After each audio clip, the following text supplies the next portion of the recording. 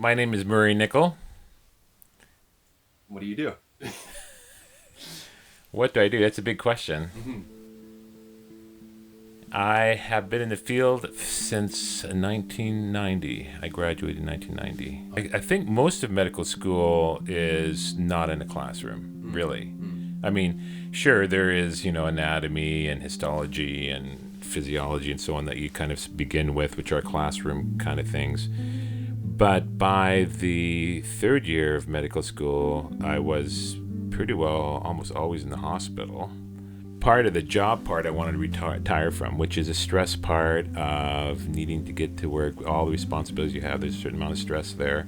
I think life needs a bit of stress, but it's part of responsibility. And so I wanted to retire from the responsibility part.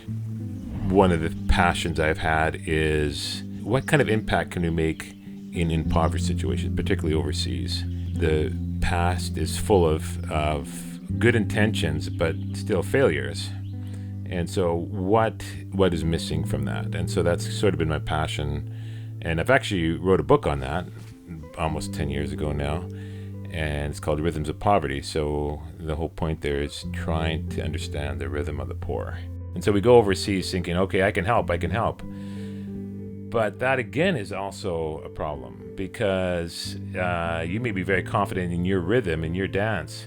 And they're going to try to learn your dance and your rhythm, but it's not theirs, and it doesn't work. And so when you leave, they just get lost, and it doesn't work.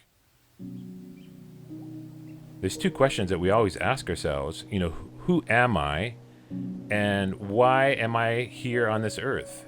It's not only me here in North America is asking that. It's also the village person. He's asking, who am I as well? Do I have any value at all? Is there, I wonder. When we talk about who we are wanderers. In Congo, one thing is that people had a lot of time, and people would kind of drop by spontaneously, and it just seemed life went slower. And the best meetings were the meetings that you had in the street, just informal meetings, because you got so much done. Just saying that there's a certain rhythm to life here in North America that kind of puts the stress on. And once you have the stress, then you can't do anything. You come home from your job and you feel like, I just want to be alone, I can't do anything, right? And that's problematic for us here in North America.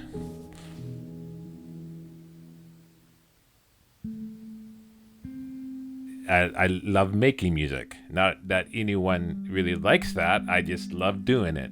Another hobby is fixing and designing and trying to figure out these buildings on this lot of ours here on the lake here, and trying to figure that out. I have a building project in Abbotsford, so there's sort of a development project. I'm also writing another book, and the book is called Grace, Ruminations of an Average Man.